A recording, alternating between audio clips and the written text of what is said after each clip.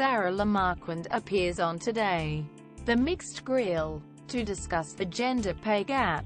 Courtesy Channel 9. If you've been working from the beginning of the last financial year up until today, you've finally caught up to your male counterparts on your FY 2015-16 earnings.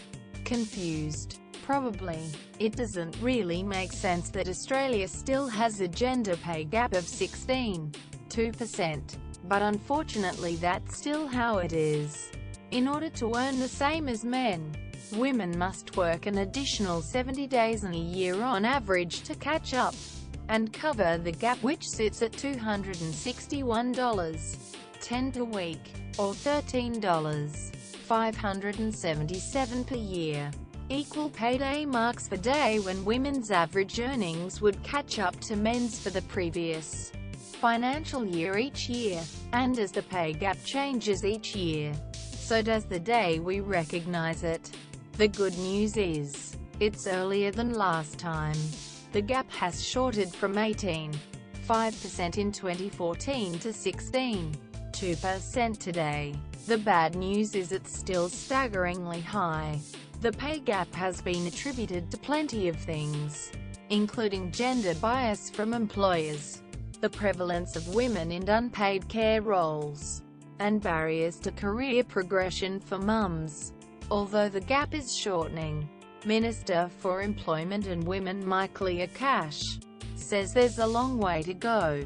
Getting more women into work is a priority of the Turnbull government, she said, insisting the coalition was focused on getting women into high-paid jobs and leadership positions. Ms. Cash said the government's efforts would ensure the decline in the gender pay gap continues. But the Australian Council of Trade Unions says today was a wake-up call for Ms. Cash. In an effort to go some way to address the pay gap, the ACTU is calling for a government-funded parental leave scheme of 26 weeks at the no less than the minimum wage plus super, 15 hours of free early education and care per week, per child for all families, and an enforceable right to request flexible work arrangements that clearly set out an employer's obligations to consider and accommodate requests.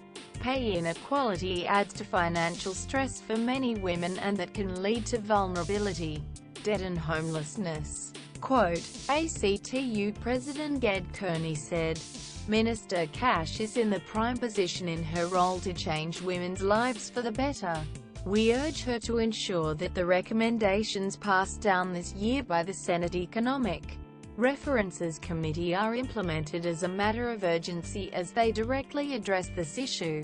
Unions are already meeting with government ministers and crossbenchers to advocate for working women and will continue to do so throughout this term of Parliament, Ms. Kearney said. Along with the government, employers are today being urged to play their part in addressing the pay gap.